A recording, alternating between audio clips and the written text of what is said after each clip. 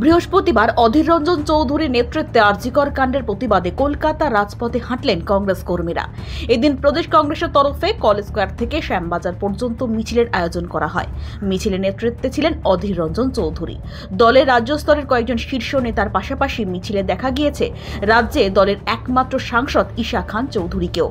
মিছিলের শীর্ষে কালো পোশাকে ছিলেন অধীর সহ প্রদেশ কংগ্রেসের কয়েকজন শীর্ষ নেতা।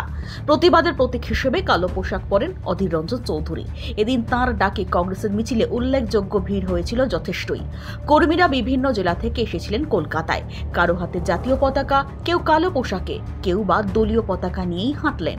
মিছিল থেকে অধীরের লাইন মেনেই রাজ্য সরকার বিরোধী স্লোগানও উঠল।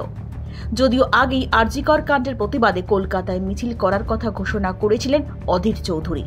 সাধারণত মিছিলের জন্য পুলিশের অনুমতি লাগে, তবে বিরোধীদের অভিযোগ পুলিশ তাদের অনুমতি দিতে চায় না। কংগ্রেসের ক্ষেত্রেও তাই হয়েছিল। কলকাতা হাইকোর্টের দ্বারস্থ হয় কংগ্রেস নেতৃত্ব। পরবর্তীতে হাইকোর্ট তাদের এই মিছিলের অনুমতি দেয়।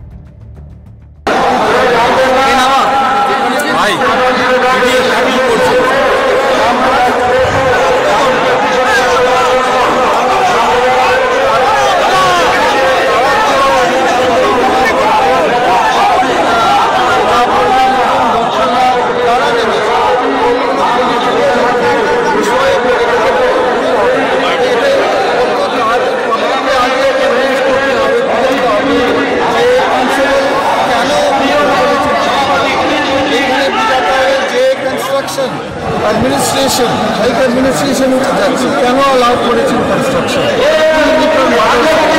এখানে বুঝাতে হবে যে পুলিশরা ইনচার্জ কেন অ্যালাউ করেছেন।